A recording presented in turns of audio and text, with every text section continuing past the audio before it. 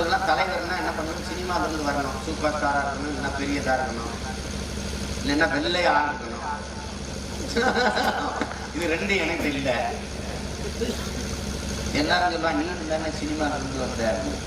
நான் சினிமால இருந்தேன், நான் ரசிகர்களை சந்திச்சு கட்சி ஆரம்பிக்கல, நான் மக்களை சந்திச்சு கட்சி ஆரம்பிச்சேன். ரஜினிகாந்த் ரசிகரை சந்திக்கிறார், கமல்ஹாசன் ரசிகரை சந்திக்கிறார், சீமான் ரசிகரை சந்திக்கல. எல்லாரும் பணத்தை தேடி ஓடணும், நான் இனத்தை தேடி ஓடி வந்தேன்.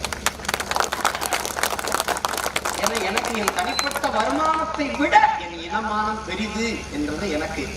அதை விதைத்தவன் என் தலைவன். நான் கண்டதிலேயே இந்த இன வரலாற்றிலே அவன் ஒருத்தன் தான். நான் செத்தாலும் சரி இனம் வாழ்ந்தா போதும் நின்னான்.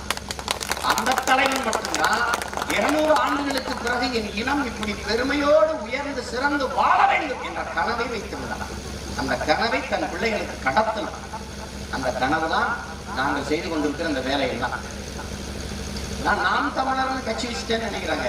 அது கட்சி இல்ல, கட்சி பேர் இல்ல, நாம பிறந்த பெருமை மிக்க இனத்தின் பேர். நான் தமிழர், நாங்கள் தமிழர் என்பது. அதை விளங்கி நினைச்சீங்கன்னா அவர் கட்சி வச்சுக்கான்னு அது இல்ல. இந்த கட்சியை நான் ஆரம்பிக்கல, ஆரம்பிச்சவர் சீபாதித்தனர். அவர் தொடங்கினாரு, நான் தொடர்ந்து போறேன். ஏன்னா நோக்கம் சரியா இருந்தது, பாதை சரியா இருந்தது, பயணிக்கும். அதனால இந்த கபடி போட்டி வைக்கிறதுனால இதுல நீங்க எல்லாம் எனக்கு ஓட்டு போட்டுருக்கீங்க. நான் ஓட்டே கேட்கல, கேட்கறதும் இல்லை. அவங்ககிட்ட யாராருக்கோ போட்ட எனக்கு நீங்க போட்டா தான் என்ன, போடலைன்னா தான் என்ன, ஒண்ணு இல்லை. நீங்க தொடர்ச்சியா ரெட்டலைக்கே போடுங்க, உதயசூரியனுக்கே போடுங்க, குக்கருக்கே போடுங்க, இன்னும் 10 வருஷம் போடுங்க. வேலைக்கெல்லாம் குஷ்டம் வந்துருமே வழியே உங்களுக்கு ஒரு கஷ்டமும் தீரும். ராஜா, நான் சத்தியம் சொல்றேன் ராஜா, என்ன இருக்கா உனக்கு நாதி கிடையாது. நீ எங்க சுத்தி தலைகளா நின்று சுத்தி வா, கடைசியா அவன் மூஞ்சிக்கு நேரம் நான் தான் பிடிச்சேன். அப்படியே சொன்னாங்க, கத்திக்கிறேன். இது வருதாங்க, ஒண்ணுமே செய்ய மாட்டான், இவன் உளமாற நிக்க மாட்டான். ஒப்பு கடவா நான் ஒருத்தன் தான் உனக்காக உளமாற அணுவேன். நான் தான் உனக்கு தெரிந்து போயிருக்கேன். அவன் எவனும் உனக்கிட்ட வரமாட்டான்.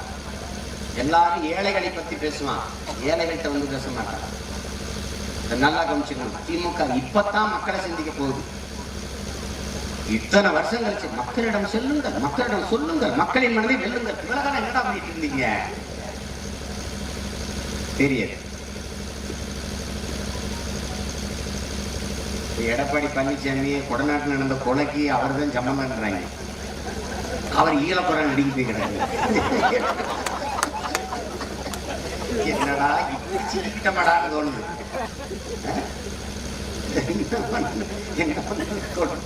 கொடுமை. ஏதோ ஒண்ணு நம்மளால முடிஞ்சதை நம்ம செய்து கொண்டே போவோம்.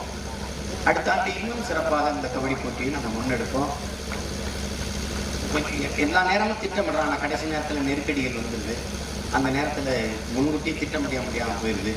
இந்த ஆண்டை விட அடுத்த ஆண்டு இன்னும் சிறப்பாக பண்ணுவோம். இன்னும் பெரிய கபடிக்கு ஒரு குழு அமைச்சு நீங்க எல்லாம் ஒத்துழைங்க, நம்ம மேலும் மேலும் செய்வோம். நம்ம பிள்ளைகள் விளையாண்டு பெரிய பெரிய ரஞ்சித்து போல, பிரபஞ்சன் போல, அருண் போல நம்ம பிள்ளைகள்லாம் விளையாடுறாங்க. இந்திய அளவில் போய் ப்ரோ கபடியில் விளையாடுறாங்க. இப்போ கிரிக்கெட்ல நம்ம சேர்க்க மாட்டான். எனக்கு கபடி அவன் விளையாட மாட்டான். அவனுக்கு அவ்வளவு வலு இல்லை, உடம்புல தெம்பு இல்லை. அங்க கூட நம்ம தான் விளையாடுவான். அதனால கபடியை கட்டியா நம்ம குடிச்சுக்கணும்.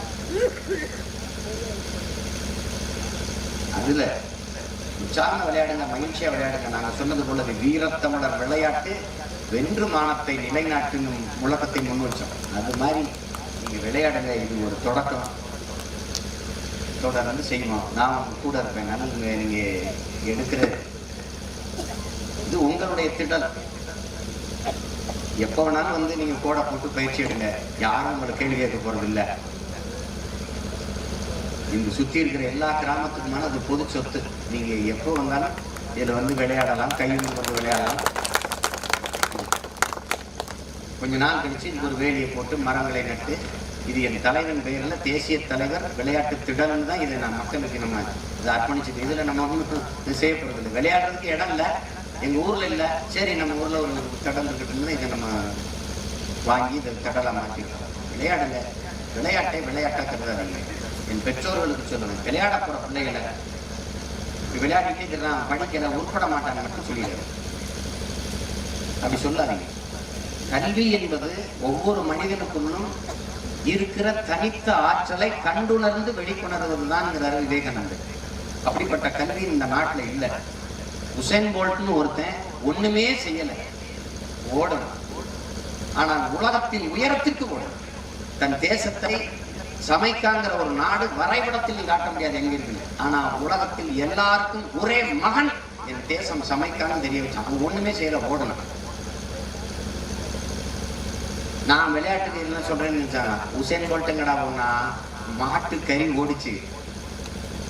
அது யாரும் நம்பல. அவனே ஒரு பேட்டியில் சொன்னான், பசி எனக்கு சாப்பிட ஒன்றும் கிடைக்கல, மாட்டுக்கறி தான் கிடைக்குது, சாப்பிட்டு ஓடுனேன். அவனை மிஞ்சி ஓடுவதற்கான ஒரு வீரன் இன்னும் பிறக்கல. தனித்திறன் ஆற்றலை வளர்த்தெடுக்காது ஒரு கல்வி கல்வியாவே இருக்காது. அந்த கல்வியை நோக்கி நம்ம போயிட்டு வந்துருக்கோம். அதனால பிள்ளைகளுக்கு எது விருப்பமோ, பாட விருப்பமா பாட விடுங்க, ஆட விருப்பமா ஆட விடுங்க, விளையாட விருப்பமா விளையாட விடுங்க. சொல்ல பண்ண மதிப்பெண்களை வைத்து மனித அறிவை மதிப்பிடுவது மாதிரி ஒரு முட்டாள்தனம் உலகத்திலே கிடையாது. கரூர்ல ஷாருக்கான் ஒரு தம்பி ஒரு சின்ன நாணம் ஒரு விண்கலம் முடிச்சான். சின்ன விண்கலம் 60 கிராம். இன்னைக்கு அமெரிக்கா பறக்க விட்டு அவனை கொண்டாடுது. அவன் +2ல 750 மதிப்பெண் வாங்கி எல்லையில பார்டர்ல பார்த்துருக்கான். அவன் முட்டாள உலகம் கொண்டாடுதவன். அதனால அந்த மதிப்பெண்ணுக்கு அறிவுக்கும் சம்பந்தப்படுத்திட்டாங்க. பிள்ளைகளை சுதந்திரமா விளையாட வருங்க. இதை நான் அன்பான வேண்டுகோளா என் பெற்றோர்களுக்கு உடன் வைக்க விரும்புகிறேன். நேரம் அதிகம் ஆயிடுச்சு. தொடர்ச்சியா இன்னும் 2-3 ஆட்டங்கள் இருக்குது. 2வது வயசு 3வது வயசு முதல் பரிசுக்கான ஆட்டம் விளையாடுங்க. உங்கள் அனைவருக்கும் என்னுடைய புரட்சிகரமான வாழ்த்துக்கள். உங்கள் வெற்றிக்கு என்னுடைய அன்பு நிறைந்த வாழ்த்துக்கள். தோல்வி என்பது வெற்றியின் தாய். தோல்வி சொல்லுது, என்னை என்னை என்னை தொட்டு விட்டு சென்றவன் தோற்றதாக வரலாற்று செய்திகள் என்று. அதனால் தோல்வி என்பது தோற்றவன், தோல்வி என்பது நம்மளை சிந்தித்து வெல்ல வைக்கும். வெற்றி சிரித்து மகிழ வைக்கும், தோல்வி சிந்தித்து வெல்ல வைக்கும்.